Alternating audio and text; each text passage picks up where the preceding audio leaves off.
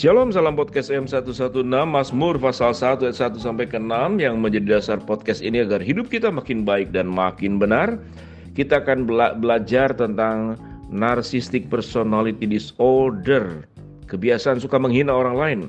Merasa percaya diri bagus, namun jika percaya diri itu sudah kelewat batas sehingga suka merendahkan orang lain dan menganggap dirinya paling penting, bisa jadi ini tanda gangguan narsistik atau narcissistic personality disorder. Kondisi yang tergolong dalam gangguan kepribadian ini membuat pengidapnya menganggap dirinya jauh lebih penting daripada orang lain, haus dipuji tetapi memiliki empati yang rendah. Meski demikian, di balik rasa percaya diri yang luar biasa itu terdapat sisi yang sangat rapuh dan mudah runtuh. Bahkan hanya dengan sedikit kritikan. Untuk tahu lebih lanjut, mari kita belajar ciri orang dengan gangguan narsistik. Ada beberapa karakteristik dan ciri dari orang tersebut. Selalu menilai diri sendiri terlalu tinggi dibandingkan penilaian dari orang lain. Menganggap diri superior tanpa adanya pencapaian yang pantas. Sering melebih-lebihkan pencapaian dan bakat diri. Memiliki pikiran yang dipenuhi dengan fantasi mengenai sukses, kekuasaan, kepandaian, kecantikan, ketampanan, atau mengenai pasangan yang sempurna. Merasa ingin selalu dipuji dan dikagumi. Merasa diri sendiri paling istimewa. Menganggap dirinya pantas diberi perlakuan spesial. Sering memanfaatkan orang lain untuk mendapatkan apa yang diinginkan. Tidak mampu menyadari perasaan atau kebutuhan orang lain atau kurang empati. Sering merasa cemburu terhadap orang lain atau merasa orang lain cemburu terhadap dirinya. Memiliki perilaku yang cenderung arogan. Gangguan narsistik seringkali sulit diobati karena pengidapnya selalu merasa tidak ada yang salah dalam dirinya.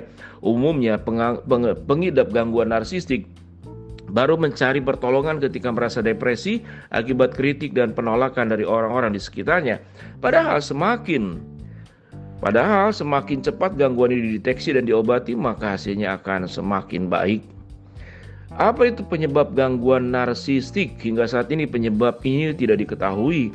Ini termasuk mungkin pada masa lalu kekerasan yang ditinggalkan, dimanjakan, atau anak dipuji terlalu berlebihan. Meskipun belum dapat diketahui kepastian yang jelasnya, namun mengkritisi rasa takut dibesarkan oleh orang tua yang terlalu menekankan keistimewaan anak dan terlalu mengkritisi rasa takut dan kegagalan memiliki risiko lebih tinggi untuk mengalami gangguan ini. Selain itu, faktor genetik, masalah fisik dan psikologis yang menjadi salah satu penyebab gangguan kepribadian narsistik. Lalu adakah hal yang bisa meningkatkan risiko gangguan narsistik? Berikut beberapa di antaranya. Orang tua selalu mengkritik saat anak sedang merasa takut dan gagal. Orang tua terlalu mengeluhkan keistimewaan yang dimiliki anak. Meski demikian, tidak memiliki faktor resiko bukan berarti kamu terbebas dari gangguan ini. Gangguan narsistik bisa terjadi pada siapa saja.